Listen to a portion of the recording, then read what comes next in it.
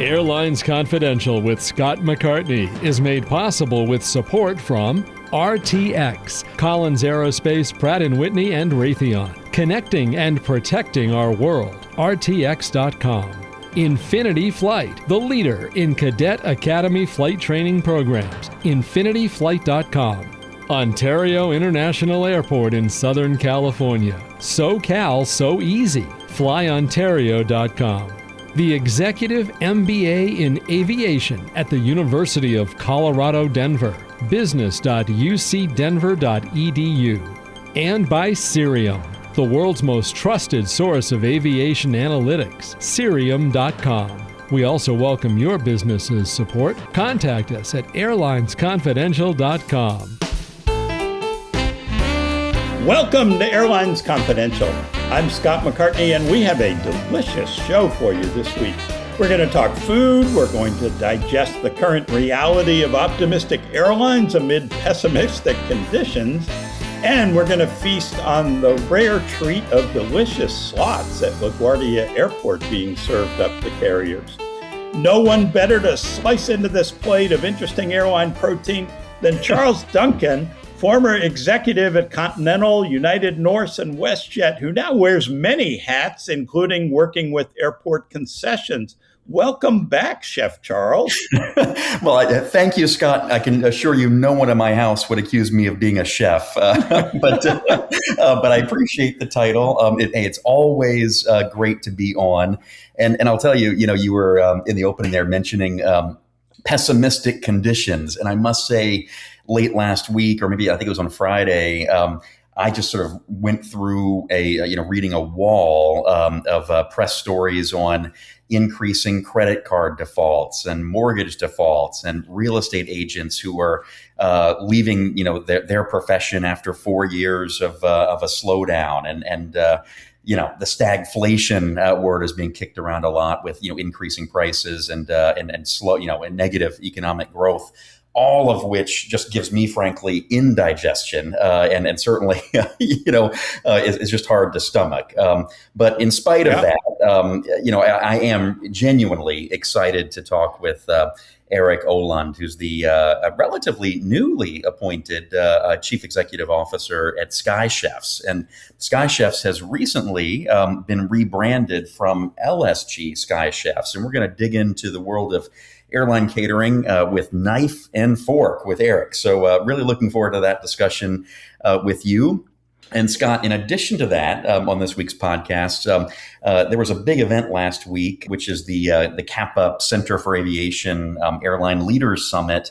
And it was held concurrently with something that was new to me, the GAD, GAD, Global Airport Development, the GAD Americas Conference. And both were taking place in Charleston, South Carolina, which attracted a whole bunch of industry leaders who had a lot to say, and including a lot of friends of the podcast. So I think listeners will be curious and interested to hear, what they said, what I heard, the body language, and so on at the conference. So looking forward to sharing that with you as well. Yeah, I'm really looking forward to hearing what went on and hearing your reports from that. So let the feast begin. All right. Well, first, some more regulatory news after our conversation last week with FAA Administrator Bryan Bedford. Bedford was in Charleston at the CAPA conference, and he said a couple of newsworthy things that I thought we'd lead off with. First, the Boeing 737 Max 7 is likely to finally get certified this summer. That's significant news for Southwest Airlines. The larger Max 8 has been in service for a number of years. It's a staple of Southwest fleet and many other airlines in wide use around the world. But the smaller Max 7 still hasn't been certified. Issues are finally getting resolved to the FAA's satisfaction. Southwest, interestingly, has been taking delivery of Max 8s instead of some of the Max 7s it ordered. Right. So that it has airplanes, but it's given it a larger percentage of bigger planes than it has historically preferred. The Max 7 will replace the 737-700s, which I have to say, I've been on a couple of them recently. They are getting old and tired, at least cosmetically. Yeah. And, you start missing things like power outlets or big bins. And Southwest obviously hasn't been refreshing planes that it's going to replace. So good news for Southwest that the Max 7s maybe start getting delivered this summer. Just to remind everyone how long it takes to get things done in the airplane world, Southwest was the launch customer for the Max 7 13 years ago. Scott, that reminds me of something that Bryan Bedford shared with you in your excellent interview with him on last week's podcast, that the FAA is innovating at the speed or pace of Boeing. And I think this sort of underscores that point. And listen, I think the Max 7 is going to be a great airplane for Southwest. I know they've been eager to get it. When I was at United and WestJet, we closely evaluated that airplane, and we're excited to have it, as well as the Max 10, which will be coming after the Max 7, but I know is highly sought after by a number of airlines. So that was good news from Bryan there in the conference. And I would say too, for most of our listeners, if they had listened to the podcast, a lot of what Bryan covered on the stage was very similar to what you covered in the interview. Interesting. It was very, very similar. A lot of overlap. So I think our listeners are. I was chuckling, are well served by the podcast, and on many levels. But I know there was actually a little bit of other news there that Bryan shared on stage related to LaGuardia. Yeah, so I thought this was really interesting. He said that there's a preference at the FAA, at the government, preference for Spirit's LaGuardia slots to go to a discount airline that would continue low-fare options at LaGuardia. And I think that's notable. But then he also said that if the slots end up with big airlines, the FAA might just retire the slots to ease congestion at LaGuardia. So there's a veiled threat in there, not so veiled. There's definitely a threat in there. And that's where this gets really interesting, because Bedford has clearly put his finger on the scale. This arose now because Spirit's estate filed notice with the bankruptcy court that it planned to auction off Spirit's 22 LaGuardia slots, which would allow 11 daily flights, on July 9th. So coming up fairly quickly this summer. The filing said the slots will go to, quote, highest and otherwise best offer.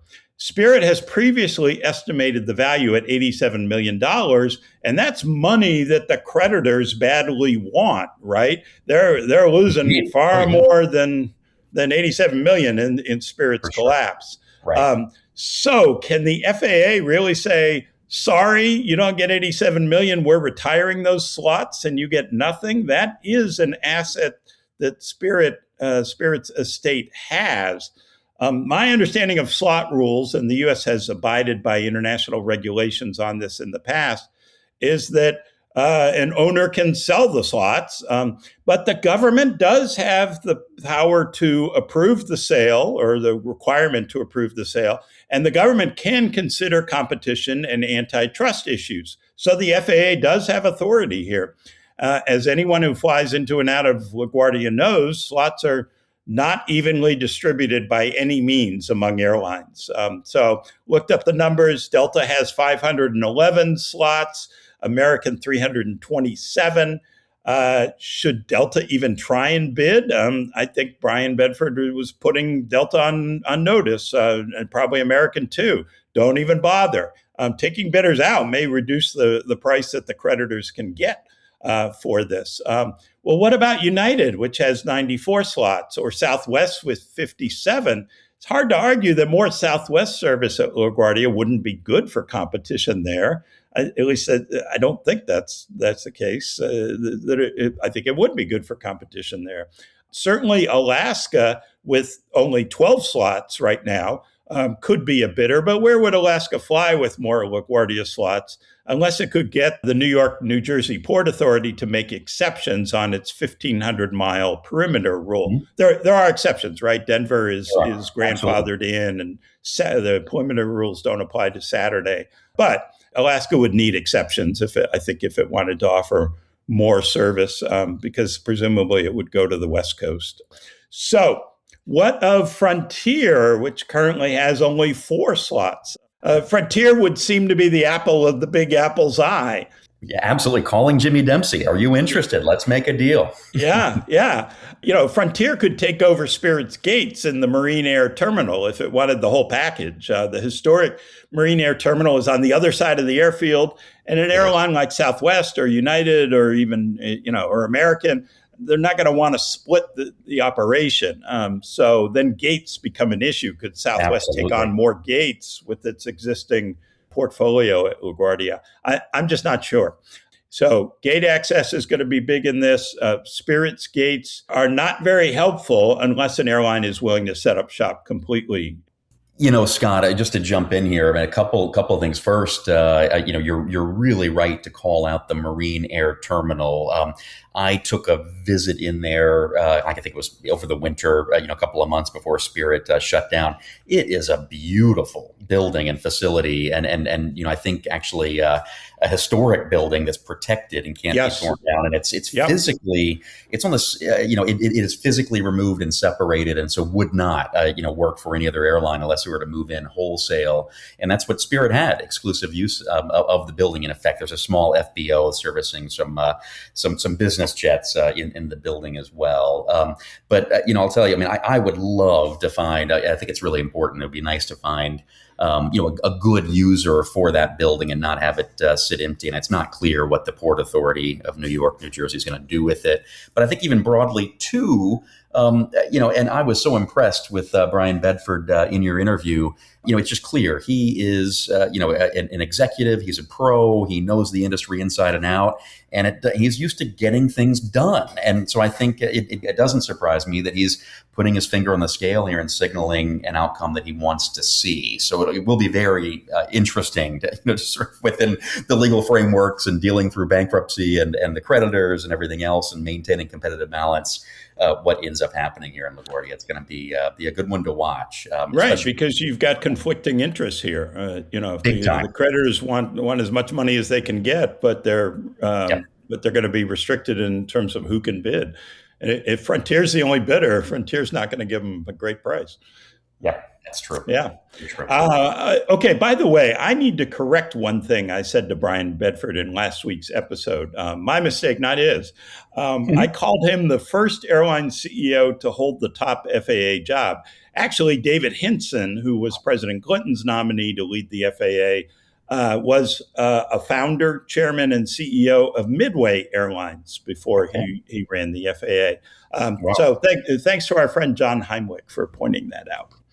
Hey, that is fantastic, and I'm not surprised that John would know it. John was actually a speaker and presenter in Charleston at the CAPA conference, and as you'll hear in a few minutes, we had lots of other friends of the podcast there, and it was a lot of fun for me. But maybe before we jump in and I debrief the CAPA conference, there was another conference underway. This one in New York City last week was the Bernstein Investor Conference, and two CEOs made some news that's probably worth calling out. First, Southwest CEOs Bob Jordan said demand remains strong even after 7 consecutive fare increases that they've pushed through. It's strong among leisure travelers as well as business travelers. And he said he expects increases to remain in place even if oil prices drop. When I read that, Scott, I had flashbacks to, I think he's wrong. And I think back to, certain comments that, the industry will never lose money again after consolidation and other sort of, extreme statements. This is always going to be a volatile, cyclical industry. I hope he's right, but I think excess profits will bring new entrants and more capacity and fares. I think will follow and drop when that time comes. We're not there right now, of course, but thought that was interesting and certainly a contrast as you mentioned your opening. The airlines are still seeing strong demand based on these fare increases, not volume increases, but pricing increases are successfully being pushed through, and that is certainly supporting the top revenue line for the U.S. industry. Bob Jordan wasn't the only CEO who made news. United Airlines CEO Scott Kirby pretty aggressively downplayed merger talk. Regarding JetBlue, he basically said what you have said, Scott, on previous episodes, that JetBlue is really expensive with $9 billion in debt. That's 50% more debt than Southwest has, by the way. And Southwest, of course, is a much larger airline. Plus, JetBlue is losing money today. So basically, Kirby is saying he'd be interested if there was a bankruptcy situation where a lot of that debt disappeared. And recall a couple of weeks ago, JetBlue's CEO, Joanna Garrity, said JetBlue isn't close to considering any kind of restructuring this year. And not only that, Kirby, in some of his comments that were quoted in the press, said it was, quote unquote, idiotic to suggest that the American Airlines merger proposal was a ruse designed to make a JetBlue merger look better. Well, I must say, call me an idiot because I thought that was exactly what Scott was up to. And I think a lot of other, folks who I know in the industry who follow it very closely and, former executives and so forth, thought similarly. So me too. Yeah. And I would say yes, but I have become increasingly convinced that Scott Kirby wants to do something really big and impactful and industry changing, permanent restructuring. And JetBlue is, may just be too small for now. Maybe it's going to be put together a lot of small stuff or whatever. But I do think he has not lost interest in American. So stay tuned. Okay. Well, anyway, I still will I'll proudly take the idiot title or label because you and me both. Anyway, that quote really sort of struck me. But let me ask you, that was what was going on up in New York City, and at the same time last week, we had, as I mentioned a few minutes ago, the CAPA Airline Leaders and the Global Airport Development Conferences. And these are sort of put on by the same organizers in adjacent rooms, but with different agendas. And a lot of people like me were kind of flipping back and forth between, the two venues, if you will. And listen, in addition to Bryan Bedford, who we've already talked about, Henry Hartevelt was there, fellow co-host on the podcast. And he was a moderator on a panel that included Doug Parker. In addition to Monty Brewer, who was former CEO of Air Canada and executive at United Airlines and many, many other places, and Doug Steenland, former CEO at Northwest and current American Airlines board member. On Henry's panel, I was sitting there and just thinking, boy, we really have the podcast covered, at this conference. And a lot of Doug's messaging and responses would sound very familiar to regular podcast listeners. And I'm thinking about, the pricing seminar from Professor Parker and some of many of his other episodes. So it was really good to see him. Friend of the podcast, David Grizzle, who is still interim CEO, but I think only for a couple more weeks at Republic, was there. Had a great time with David. I know he's a regular listener. And also, I got to meet Greg John, who is the CEO of Infinity Flight Academy, who's a sponsor of our podcast, and he was there. And great to meet him in person. So it was really cool, Scott. Just in and out and interacting with them and many other friends and active listeners of the podcast. But awesome. I scribbled a ton of notes down. We don't have enough time for me to go through everything I learned, but I tried to kind of call out, the highlights of just things that stood out to me or things that were new. One that's really interesting, and I don't think this has gotten a lot of media coverage, or at least I haven't seen it. Adam Stahl, who is a senior level, I don't have his title in front of me, but from the TSA, presented for quite a bit on a new program the TSA is rolling out called Gold Plus. And this is effectively the announcement of a creation of a public-private partnership that airports can opt into and take on more control of their checkpoints. So not only sort of hiring a third party to provide the security screening service, but actually like letting the airport do that, but also be in control and improve security, buy its own equipment, and sort of run the checkpoint, maybe have VIP lanes like you see in Europe, or just have more flexibility to run the checkpoint the way the airport wants to under TSA oversight and guidance, if you will. And so that's, there are 20 airports right now that have the outsourced or privatized security screening that the TSA is pushing pretty hard in this direction towards this new Gold Plus program. So just something that has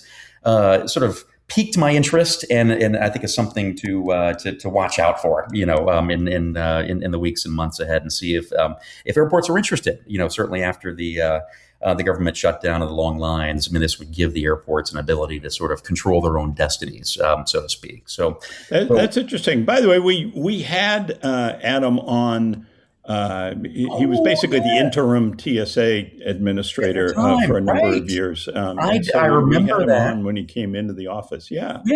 I didn't put two and two together, but anyway, maybe it may even be worthwhile to bring Adam on again to hear about this program. But anyway, he has. I think he still has the very Washington title of senior official performing the duties of the deputy administrator. Which it was definitely a different title on the stage, but who knows? But hey, Scott, another thing that I saw, and I'm just going to keep whipping through my notes here, but Electra is one of these advanced air mobility companies, and they have a hybrid electric aircraft that's designed to be a short takeoff and landing vehicle, and it has 8 props, four on each, it's a fixed wing aircraft, with 4 propellers on each side, each wing. And they did a live demo for us out at the Charleston port. And this airplane it was coming in on a really strong crosswind, huge audience there to watch it. It was crabbing, on its way in, and it landed effectively just the pier in about 100 feet, maybe even less. It was incredible to watch this thing. They are, I think, 2 years away from getting the aircraft certified, and they're targeting like the caravan size, markets. Just think 9-seat aircraft. But really cool, and would have a couple 100-mile range, I believe. And it was just really fun to kind of just see that up close and see a vehicle. And what was really interesting is when they landed, a VIP guest came out, which was Alex Wilcox, the CEO of JSX. And so he is clearly a fan. And so I think we may see more propeller-powered aircraft, not just the ATRs that the JSX is now operating in Santa Monica, in LA. So that was really neat to watch. I mean, I was blown away by that. And then just moving on, David Neeleman spoke a couple of times on a couple of different panels. And what was interesting was this was the 5th anniversary of Breeze's service. Neeleman, of course, being the CEO of Breeze, in addition to having started up many other airlines in his career. It was the 5th anniversary for Breeze serving Charleston, and they clearly have a great partnership. The airport is building a new 4-gate concourse that will be exclusively for Breeze's use, and it opens later this year.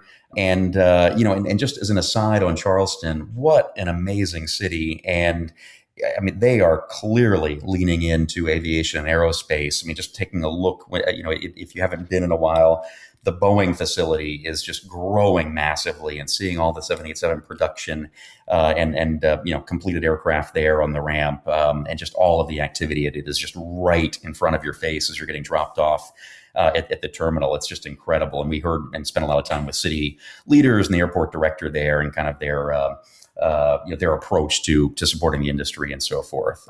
So Neeleman went on to say a couple of things that I thought our listeners would find interesting. As it related to Spirit, he said in as many words that it's good for the industry to have lost a cash flow negative airline. So just kind of pointing to those, and you highlighted this last week. I mean, just how bad Spirit's results were there at the end. So it's certainly supporting the remaining carriers. And he said regarding Frontier, Frontier now remains the sole spill carrier, meaning an airline that flies head to head with other airlines and relies on those airlines filling up. And he said it's an open question in his mind if there's room in the market for even one spill carrier. So that will be, and I know that, a lot of folks will be watching to see what Jimmy Dempsey and the team at Frontier do now, as they are, sort of I wouldn't say the last remaining ULCC, but certainly the last, in that space of, flying large gauge airplanes and, from the major airports and so on. Yeah. And then the last thing David said that I thought was interesting and worth sharing is that and this was in front of an airport panel or, airport investors and airport CEOs, kind of just trashed airport costs. It reminded me a little bit of what Marty St. George said about the fountain in LaGuardia I mentioned a couple of months ago. And this time he was focused on artwork at LAX. I'm not sure exactly what artwork has caught his attention, but he was just railing about, he was saying that the airport had a fixed budget. It was a percentage of construction costs that had to be spent on artwork, and that this was in nobody's interests and, certainly didn't support airline service. So those are kind of the noteworthy points that I picked up on. Yeah, I mean, look, David's Mr. Practical, right? It is an interesting thing. A bunch of airports have done this. Sometimes it's a city ordinance about public buildings and a requirement that 2% or 5% or 10% of the budget be spent on public art. Well, this was exactly what David was railing against. Yeah, yes. And from a city's point of view, hey, you want an attractive facility, you want people to, have a good experience, to not, it's right. It's not just a warehouse that they're going through. It has some personality or some character. Hold that thought on a warehouse, because that will come up again in a couple more. Okay. Yeah. All right. No, but just to finish the thought, I mean, sure. That's 2% or 5% or 10% or whatever the percentage is right. that airlines are going to end up paying. The project is that much more expensive, and it could be a massive number because we know these construction projects are exactly. So right after David, shortly after, there was a really good. In fact, I would love to get this lady, on our podcast. She was amazing. Her name is Suzette Noble, and she is the CEO of LaGuardia Gateway Partners, which is the public-private partnership running Terminal B at LaGuardia. And she was just full of energy and enthusiasm, and kind of walked through the construction of Terminal B and how they did it, and was just full of lots of good stats and figures and pictures, and was really great. But what I found interesting, first, I think among this airport audience, the U.S. has had a pretty mixed or a pretty negative history around these public-private partnerships of, private money funding or privatizing airports. Midway is viewed as, a negative case. There was St. Louis has been thrown around as one where privatization hasn't worked. And even Denver with the Great Hall, is used as a cautionary tale. So the consensus in the room is that LaGuardia Terminal B is the best sort of shining example success story. And I had to kind of chuckle because when Suzette was going over her prepared remarks, she highlighted that there were 4 massive pieces of public art that they had commissioned in LaGuardia. I assume one of those, she didn't name the 4, but I believe one must be that fountain, which was built, and so on. But it was just, it just sort of highlighted, I mean, she was sandwiched in between David Neeleman and then the next speaker, who I thought was great to see, was Andrew Levy, who has not been on stage or out in industry circles for quite some time. And of course, Andrew is CEO of Avello, and what struck me, and I worked with Andrew at United 10 years ago, so I know him and have worked with him. He struck me as an American version of Michael O'Leary, from Ryanair. I mean, he was in front of an airport audience. He was heavily focusing on cost and saying, all I want is a warehouse. I don't need any artwork. I don't need any bells and whistles. And apparently, even like bag belts, he doesn't want. He literally said, all I need is, a runway and a warehouse, and I'll provide the rest of the value. So a couple of other things he was saying, and again, keep in mind, this was a lot of these notes were in front of an airport audience.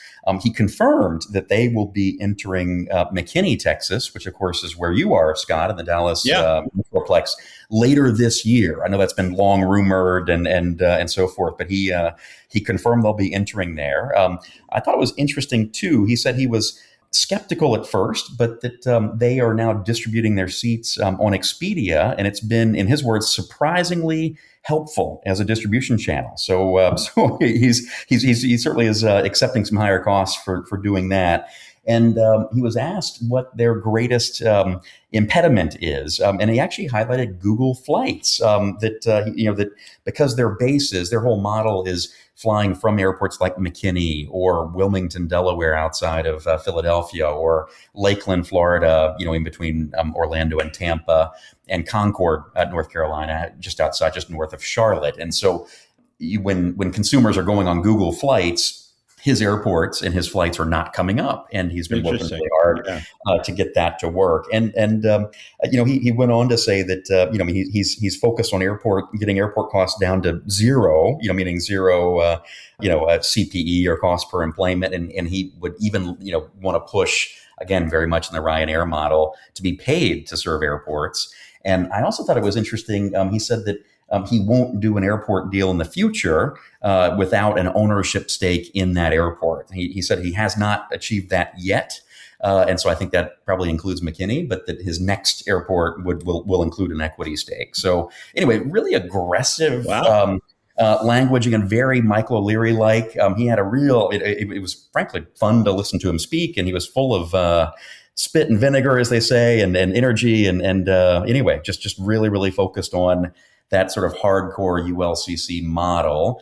And one other thing too, he talked about the Embraer E2 order that they have placed, and he didn't say this, but I think a lot of people assume Embraer is an investor in his airline. But he was highlighting that with the 737-800s they fly today, in a number of markets they have to cut back on frequencies, but with the E2, for those origin markets, so let's say a customer in Concord, North Carolina, or in Lakeland, Florida, with a smaller gauge, he can get closer to, maybe it's going from 3 or 4 flights a week to 5 or 7, and give better schedule coverage and appeal more to the origin people in those cities, as opposed to people visiting, from outside. So anyway, it was just really, really. I mean, I think this is the first time I have heard or seen Andrew, publicly since Avelo launched in any sort of meaningful way. And it was anyway good to see him. And the final thing I'll share, and I hope this hasn't been too long-winded, Scott, or too detailed. No, it's been great. Greg Anderson was also there, and I continue to be really impressed with what Allegiant is doing, and Greg and his team. He didn't break any news. Greg didn't. He did share that the Sun Country merger now has been approved, and they're now working through the actual integration from an operating and marketing perspective. But he was being interviewed by Michael Bell, who's the executive recruiter for Korn Ferry, and Michael made a point that we actually made or asked Maury Gallagher, the founder of Allegiant, about, Scott, you and I, last year. And Michael, in as many words, said, back in the day, American Airlines was sort of the academy, if you will, the leadership training academy for the industry, and had created so many leaders who started American and then fanned out around the industry. Later, it was Northwest, then Continental.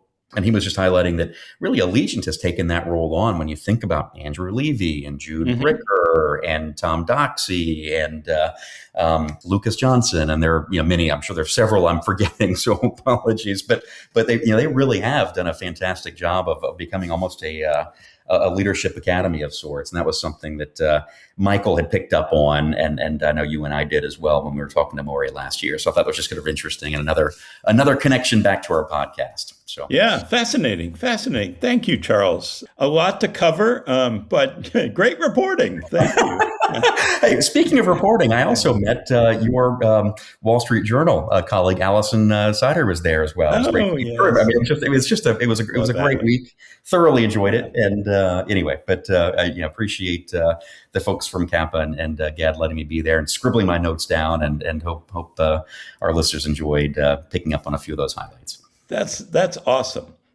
So great to hear all the friends of Airlines Confidential there, including one of our sponsors you mentioned, but let's thank some of the others. I want to send thanks to Ontario International Airport, which just launched the ONT Bold program a proposed vision to transform the airport's facilities to streamline the passenger journey while also creating jobs, growing the regional economy, and building on O&T's legacy as a global gateway. The program includes plans for a new terminal, a multi-story parking garage, upgrades to existing terminal, enhanced roadways, and new utilities. The O&T Bold program is early in the planning phase. Visit flyontario.com/bold, B-O-L-D, to learn more and join the journey to O&T's boldest chapter yet. And thanks as well to the Executive MBA in Aviation at the University of Colorado, Denver. The Executive MBA in Aviation at CU Denver is the first degree of its kind in the world, taught by industry experts and designed for ambitious leaders from across the aviation ecosystem. With classes located at Denver International Airport and week-long residencies in Washington, D.C., and at airports around the world, students experience a hybrid, flexible course structure that balances in-person and online classes without career interruption. Go to business.ucdenver.edu to learn more. And Scott, thanks as well to RTX for its long-time sponsorship of Airlines Confidential. RTX rallies more than 180,000 innovators around a powerful vision to create a safer, more connected world. With industry-leading tools and technology, the RTX global team works across market-leading businesses, Collins Aerospace, Pratt & Whitney, and Raytheon to drive progress for generations to come. Together, RTX pushes the boundaries of known science and finds new ways to connect and protect our world. Visit rtx.com to learn more. Okay, let's bring in Erik Olund from Sky Chefs. Erik Olund is Chief Executive Officer of Sky Chefs, formerly LSG Sky Chefs. Before joining Sky Chefs, he was Chief Operating Officer of Jetstream Ground Services and worked a couple of years for Caliber Collision Auto Repair. Before that, he was at several airlines, including AirTran, United, US Airways, and American, working in operations, customer care, maintenance, and other areas. All that adds up to more than 20 years in transportation. Erik, it's a delight to have you with us on Airlines Confidential. We have a lot to talk about, not just because I happen to be hungry and want to hear about food. But first, we always start with Ben Baldanza's favorite opening question, which was, how did you get into this crazy business? Well, Scott and Charles, thank you so much for having me on. Exciting. And I'm hungry too. So look, I grew up on the south side of Chicago. My uncle had worked for American in baggage at O'Hare as I was growing up. My dad had a private pilot's license. And so unfortunately or fortunately, I fall into that category of a kid who always knew he wanted to be around airplanes. And so at 17 years old, got a job at Midway Airport loading baggage for a very small and now defunct regional carrier. And that's how it started. I did every minute I could to be at the airport and be around aviation, and have been super fortunate to be mentored and around amazing people that have gotten me to where I am today. And part of my journey now is to give back to those that are 17 and 18 years old at the airport looking for their first gig. Very cool. Erik, it's Charles here. And one thing I've noticed right before you've joined the podcast is that you seem to have a really big rebranding underway from the name we've all known, LSG Sky Chefs, to just simply Sky Chefs, and with a big bright logo and sort of a name simplification. I mean, tell us what's going on with if I'm right, is it a rebranding, and what does it sort of signify and mean? Absolutely, Charles. Look, Sky Chefs has this incredible history, and it's really important to talk about our journey. And in 2023 and 2024, we separated away from the Lufthansa Group and are now independently owned and on our own. And as we went through major transformation as a company, modernizing the business through infrastructure and technology and automation, and really a team of people regionally focused truly on the U.S. and putting things like our sustainability and food quality and safety number one in everything we do, it began to feel a bit incomplete. And then if you think about the storyline of our company and where we began, in 1941 and 42, American Airlines was flying DC-3s across the U.S., starting in places like, the current LaGuardia, and going to Pittsburgh and on to Louisville and dotting across the country, primarily to make mail and fuel stops, but the airplanes didn't have onboard catering. And so American invested in essentially airport restaurants or lounge opportunities across the country. So places like Tulsa and Albuquerque had a Sky Chef's Lounge where customers would deplane the aircraft, grab a sandwich, grab a cup of coffee while the airplane was refueling. Wow. Yeah, and so if you come by our headquarters, we'll show you some of the original menus back from the late 40s and 50s of egg salad sandwiches, tuna sandwiches, etc. It really started as a company servicing creatively. And then, of course, as the jet age took off, the business just transformed. And so, as we looked at our transformation and we looked at where we were as a company, where we're headed and the things that we're going, truly being an aviation infrastructure company based at the airport, doing all things related to aviation, we've truly said we've got to go back to our origins and go back to Sky Chef. So what you're seeing now is a massive rebranding of the U.S.-based business. Started off last Wednesday with a large announcement. We will rebrand all of our catering trucks over the next 90 days. It's an incredible feat our team is undergoing. And then we'll take our time as we update uniforms and some of the interior signage and things over the next year or so. But very exciting moment for our company, very exciting for our employees and our team, and truly, getting back to our roots and talking about the next 80, 85 years of our history. So not part of the Lufthansa group. Are you private owners or what's the structure? Yeah, we are owned by a private investment group out of Germany, Aurelius Private Capital. They're a fantastic ownership group that really transformed our business by putting in some resources originally, looking at us and talking about, are we doing things in a transformative way, looking at the business in the sense of, do we have the right resources in places? And synergies around the globe just weren't there as you might think in large conglomerates they are. I mean, the way that U.S. airlines or U.S.-based companies want catering done is very different than other places in the globe. And so there wasn't a lot of structure, or wasn't a lot of ability to, share resources and have the synergy. So, it's really helped us stand this business up on our own to today when, we are so self-sufficient, 100% on our own. Our ownership group it's just really, truly been an amazing thing for us to really go through and put an operations team and a back office team in place to really support our clients through things like trust and really putting in a mechanism where folks are proud to do business with us, not forced to do business with us. Eric, I think presumably as part of that restructuring, I mean, the new Sky Chefs is mostly U.S.-centric? You've got some international operations still, or what does that footprint look like? Yeah, it's such an interesting question, Charles, because in our world, we do business with 185 airlines. So we will always be international, no matter what. But for the focus of the team, what we focus in on is the delivery and execution in the United States. We still have entities in South America, Caribbean, Mexico, internationally. But for the rebranding and for what our team in Sky Chefs is truly focused on is the U.S.-based business, and really putting a substantial amount of investment beyond those that transact with us here.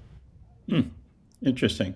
So I've heard from time to time from former airline people complaining that it's very difficult to transition to being a service provider, kind of on the other side of the fence, if you will.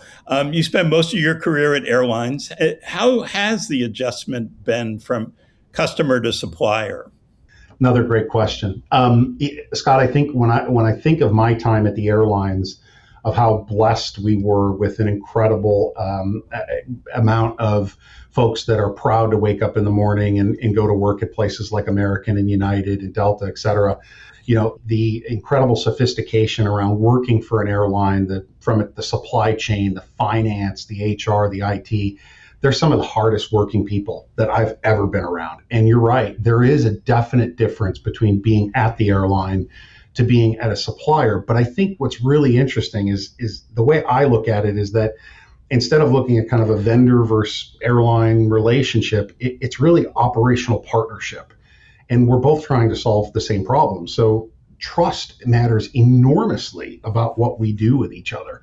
And if a client of ours doesn't believe that Sky Chefs is doing everything we can to excel for them or do the right thing, it's not just about buying food or transacting with us about catering the airplane.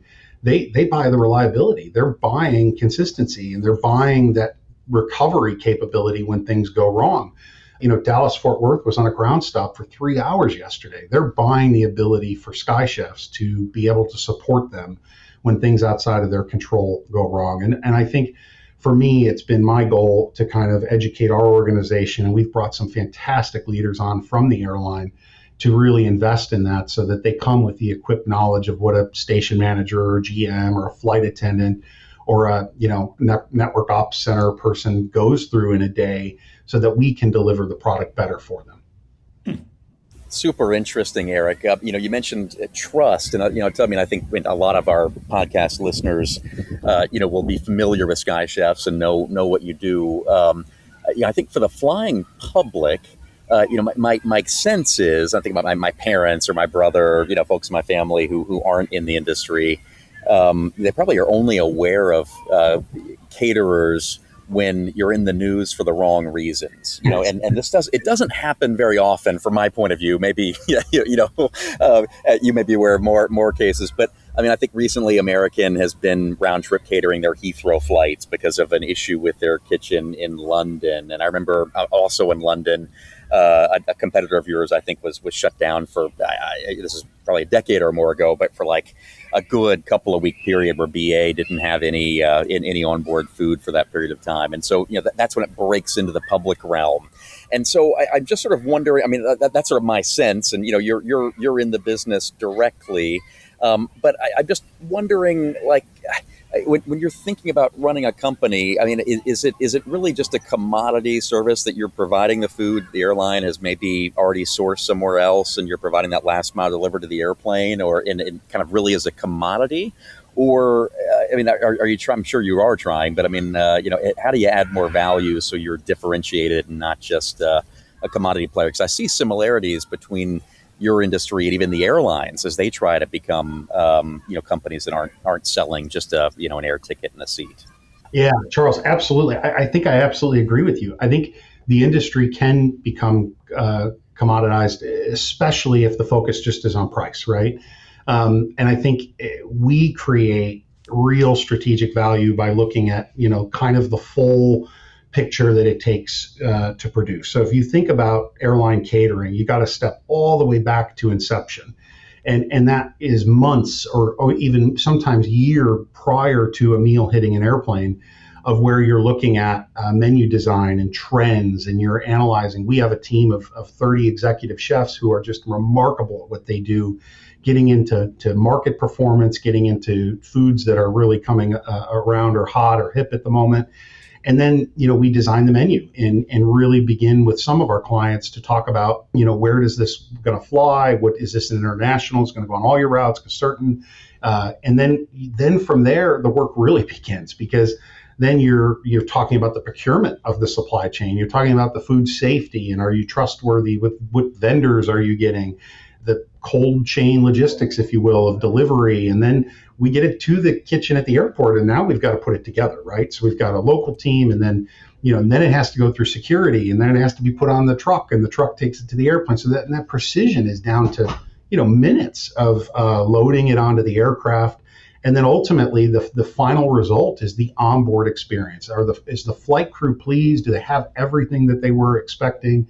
Is the customer of the client pleased with what's in front of them? And does it have this value perception to them that they're getting what they deserve? You're talking business class air travel in tens of thousands of dollars to locations, and is it worth that meal? And so I think companies that differentiate themselves are the ones that combine this culinary quality with operational excellence and safety. It's becoming, not to use the buzzword, but it is table stakes. You have to run a safe operation. You have to be on time. And I think if you just focus in on the price and you just say, hey, let's do this as lean as possible, you really do commoditize the industry. But I think where we're at today is really providing value across so many other things. And as I said before, we are a true aviation infrastructure company. We are at, 23 of the top 25 airports in the U.S., over 36 locations. We already have the infrastructure to be plainside and really differentiate ourselves. So, the airlines are looking for partners, and I think they're really looking for partners to help them elevate the customer experience while making sure their operational reliability continues to improve. I think you've got a new buzzword there. You're what you're into is tray table steaks. I might use that. Right? We're working on the rebranding, Scott. You can come over and help us do an ad. We'd love there that. You go. Yeah. All right. Well, now that we've got a new buzzword, are there any cool new products to go with it? Or you mentioned food trends. Any food trends you're excited about that we'll see on an airplane in the future? Yeah, I think there's a lot of focus right now on regionalization of products. So things that feel fresh might come from a specific area. So, I think of what Delta has done with the Shake Shack burger has really been impressive for them. Americans doing some impressive things with barbecue out of Dallas. United's doing impressive things with international chefs and really promoting things through some Netflix documentaries and others in their network. Alaska and all their new menus internationally as they boom up Seattle. So there are just incredible trends going on. And I think what we're seeing is a little bit more of a focus on wellness. So maybe a lighter meal, but definitely forward protein options, some cleaner ingredients, and then in general, I think some of the global carriers remain very highly focused on dietary preference. And our goal is to really help cover all of that optionality across our client bases so that we can, drive some consistency and be able to support them where they need it. So that's really interesting because I did some catering stories over the years, and one of the things I remember is that everybody always wanted to drown stuff in sauces because that's how you kept it from drying out. But if you're going to more fresh, cleaner, healthier ingredients, what happens with all the sauces that keep things from drying out? Yeah, I think a couple of big advancements have happened. One, I think just aircraft oven technology and things have gotten better over the last few years. Those things have definitely improved to some degree. But also the way that we are menu testing and the way that we're doing things in our test kitchens to be able to really make sure that the product flies the same way that it was designed. And so, I think about just the quality of ingredients in the airlines that we partner with. Like I said, 185 different clients, and out of them, all of them are very different.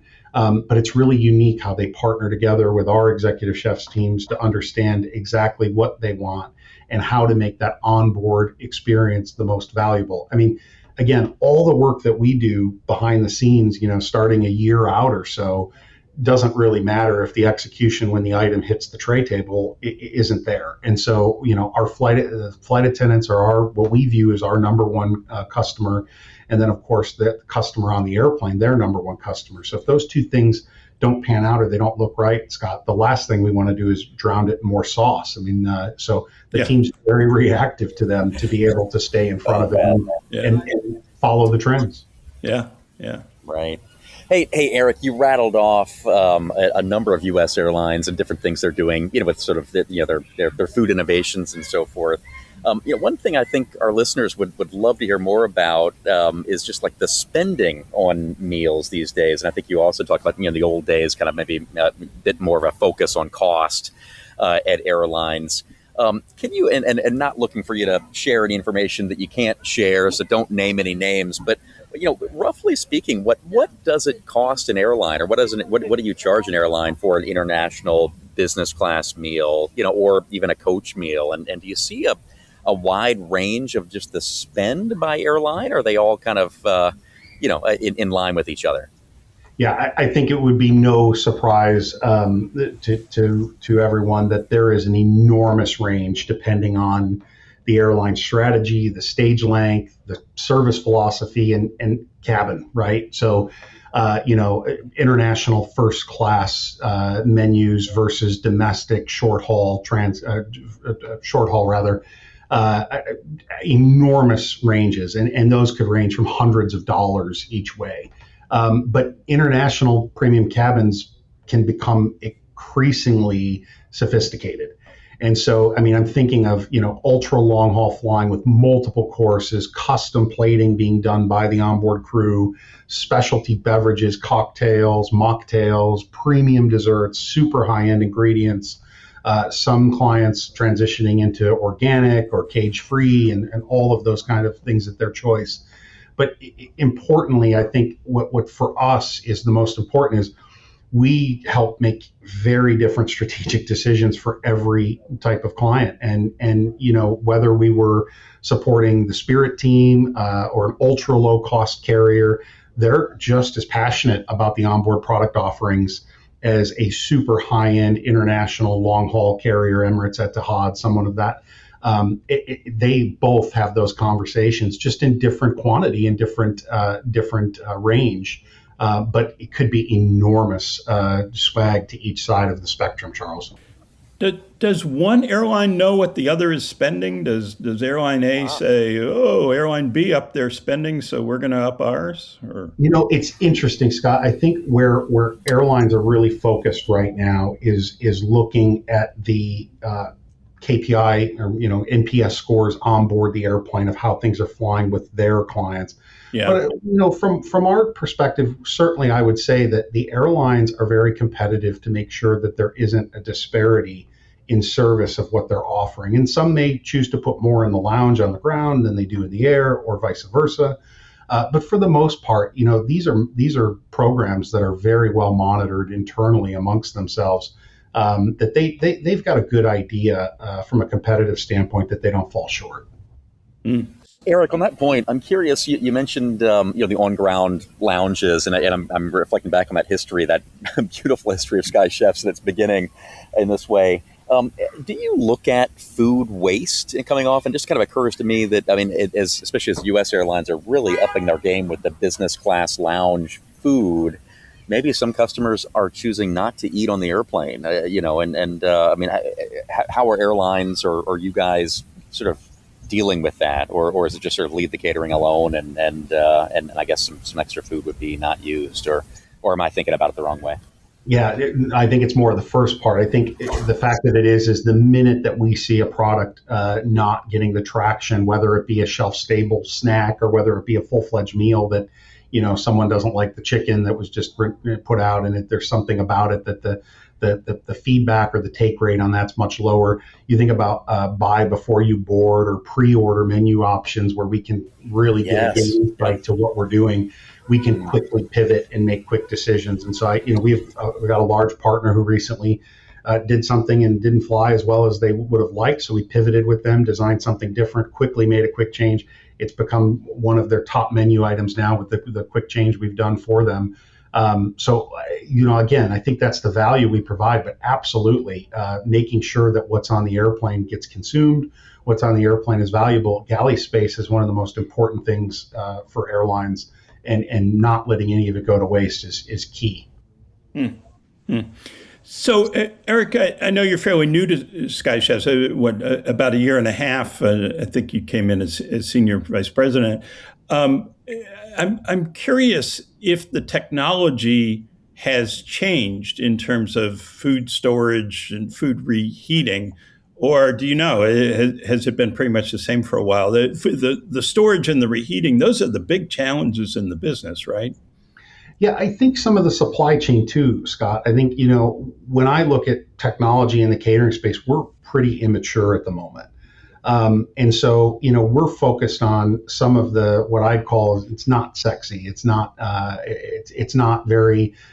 robots or anything of that nature at the moment, because where we're focused in is best in class software, making sure inventory management is smarter. These are off the shelf things that we can go do very quickly. Again, we're an airline service-based business, and our margins don't allow us to go become the Google or Tesla of trying to design and do new production things. But we have great innovation partners that want to do that work on our behalf. So, we've got some small tests with robotics and improved chiller systems, and primarily all surrounded on how do we have better data? How do we become more sophisticated with our technology roadmap? And back to kind of what Charles asked earlier, really help preventing waste and making sure that we're not over ordering and over quantifying, in a kitchen where we can really have a problem later down the road. But for us, technology is key to our roadmap. And I think part of innovation for the future is trying to take any sort of opportunity in a kitchen that is consistent in its delivery every single day, of how we have to do the same tray setup, or we have to put a knife and fork in the same place, or a cup goes here, et cetera. Trying to figure out ways to automate and innovate those procedures so that we can have consistency across the network is super, super important for our clients. They're begging for it from us, and we've got some great partners that I think in the next 12 to 24 months, we've got a heck of a roadmap that's really exciting. That's really interesting. I have a friend in the restaurant business who says a robotic dishwasher is the holy grail for restaurants. Wow. Right? It's not there yet, but I imagine it's probably pretty close. Yeah, and I think that's exactly the point. Is there's so many great ideas. We're really focused on those that are off the shelf and have a payback for us in the short term. So that we can, reinvest that in the business, and we can do things with our clients that are really excited about that, and find ways for us to reduce cost and reduce waste to stay competitive. But I think we are also really clear in who we are and what we do. And again, we're not this giant innovation technology company. So we need to be sure we partner with the right ones who are willing to make those investments and partner with us to deliver on it. I love all that, Erik. I mean, I'm having flashbacks over this conversation to many years interacting with catering companies, menu design and delivery, and and what one challenge it comes to mind among many is when I was at WestJet, we did a study and we realized we were boarding 12 servings of drinks, Coke, ginger ale, beer, wine, whatever, 12 servings per passenger on every flight, and that was because we didn't want to tell anyone we'd run out of their choice, but we also, realized, boy, we're carrying a whole lot of excess liquid around and burning fuel to do so. And I mean, and that just, as you were talking, that issue occurred to me that there's got to be a better way for sure. But anyway, listen, I'm just sort of curious. I mean, this whole, thank you so much for the time today. I know our listeners are going to really enjoy hearing this interview. Are there any other ideas that might be appetizing, so to speak, for airline passengers and crews, or even the airline and airport leaders that we haven't asked you about, or that it's worth touching on? Yeah, look, again, I think our business right now is all about reliability and consistency, and not just saying that. I think we have an incredible opportunity, as I think in the U.S. catering space, especially I think back in the last 5 to 10 years. That reliability and consistency has been something all of our clients have really been looking for more of. And I think as we look at the future, we start to think about, if we're already at the airplane, what else is there? What else should we be doing in the infrastructure business? We made a major investment to build a facility in a location.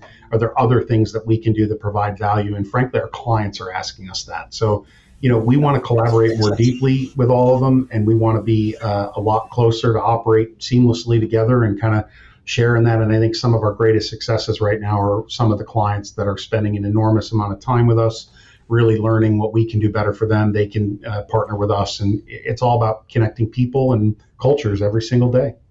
Awesome. Well, Erik, thank you so much. This has really been wonderful. Good luck with everything at Sky Chefs, and we look forward to more good meals in the air. Thank you. Charles, thank you so much for the time. Appreciate you guys. Thanks. All right, we will be right back with more on Airlines Confidential. Promotional support provided by the ultimate AvGeek website, thearchive.net. A vast collection of airline memorabilia, timetables, route maps, rare cabin and airport photos, special flights, and more. All at thearchive.net, the hub of air transport history. Thanks again to Erik. That was really interesting and fun. Before we get to the mailbag, we want to thank Infinity Flight Academy for its sponsorship. The path to the flight deck starts long before a pilot reaches the airlines. At Infinity Flight Academy, they're proud to serve as a flight training partner for the American Airlines Cadet Academy, helping prepare the next generation of professional airline pilots. Infinity Flight Academy's training is structured, standardized, and built around the discipline today's airlines expect from day one. For future pilots pursuing a career at the highest level, Infinity Flight Academy is proud to be part of that journey. Affinity Flight Academy, training tomorrow's airline pilots through the American Airlines Cadet Academy. And thanks as well to Cerium. Cerium offers the most accurate and precise data and analytics to enable airlines to optimize planning, operations, and passenger services. The right intelligence drives operational efficiencies, enables you to predict market shifts, and help airlines respond quickly to maximize revenue, manage costs, and seize commercial opportunities. Visit Cerium.com for more. Okay, Scott, it's time for the mailbag. All right, several things in the mailbag, but I think we have time for one, and this is timely, so I wanted to get this in. Chris from Marin County, California, was one of several who responded to something in particular that Bryan Bedford said in the interview last week, and that was about Joe Biden and Pete Buttigieg hating airlines. So Chris says, I think it is eye-opening and startling how Bryan Bedford stated that the Biden administration hated the airlines. By hated, I'm sure he meant the administration reauthorized funding in 2024 to boost U.S. air traffic controller staffing, increase funding to avert runway close call incidents, and sped up refunds for canceled flights for inconvenienced passengers. The bill also reauthorized the NTSB and increased staffing at the agency. It also sought to boost the pro-business adoption of drones and flying air taxis into the national airspace. That was all under Biden. How many deadly aircraft accidents have happened under Trump's presidency? His administration also had multiple opportunities during his first presidency to get aviation safety improved, but they had other priorities and have instead blamed Biden and Buttigieg for the current FAA's own failures. They have chosen to not do anything to keep flying affordable, which contributes to airlines' successes. Scott, I get the impression you're getting hit frequently with emails from the, quote, don't bring politics into the podcast, quote, crowd. Well, this current administration is not helping the industry much with ticket and fuel prices, safety, and maintaining competition, which makes the whole industry better. So things are definitely political now, which bears discussing honestly on your show. Unpack that one, Scott. All right, Chris. Look, first, I am part of the Don't Bring Politics into the podcast crowd. However, politics keeps coming into the podcast because this is a very high-profile industry that has become, through multiple administrations, a focus of politics. You're correct, I would agree, about Trump's first presidency. Elaine Chao, as the Secretary of Transportation, was very upfront about saying nothing is going to happen. And in fact, to me, one of the biggest crimes of that was not forcing airlines to make refunds to people that were owed under U.S. rules. And, a lot of foreign airlines did not refund tickets that they should have refunded, and Elaine Chao's administration did nothing about it. Also, nothing about modernization and controller staffing. And I would say, in terms of Biden and Buttigieg, look, it was a lot more of the same. Pete Buttigieg, as transportation secretary, was focused on infrastructure and ground transportation for at least the first half of the administration. When they turned to airlines, it was Joe Biden attacking junk fees and Pete Buttigieg pushing through things like trying to compensate travelers for airline delays. What he didn't address was modernization and air traffic control. The air traffic control staffing issue got worse during the Biden administration, not better. So, look, I think there's a lot. And, in terms of safety, the DCA crash in particular, only a few days after inauguration, all of those warning signs came in under previous administrations and were ignored. All that said, I didn't think it was a good use of time to prosecute the last administration or to get into a political debate with Bryan Bedford. I've had listeners say, why did you let him say how much he likes President Trump? Well, that's who he is. I don't think we should be censoring that. I think listeners want to hear who this guy is. And so you got a good dose of who Bryan Bedford is and how he thinks. And that's what I want to bring to the podcast. I'm not going to sanitize what Bryan Bedford says. I'm not going to sanitize what others say, but I may have agreed with some of what he said about the previous administration. I may have disagreed some of what he said about the previous administration, but I wanted to talk about the future, not about the past. That's my feeling.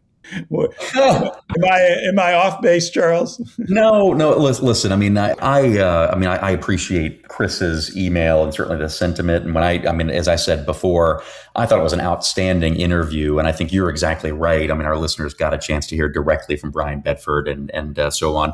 When I was listening, I mean, I certainly think it would have been better if he hadn't trashed the previous administration or praised the current leadership. But still, I mean, as you say, I mean, it's great to hear directly and understand how he thinks and so forth. And listen, I mean, I think in so many ways we just need to take the temperature down and just focus on getting things done.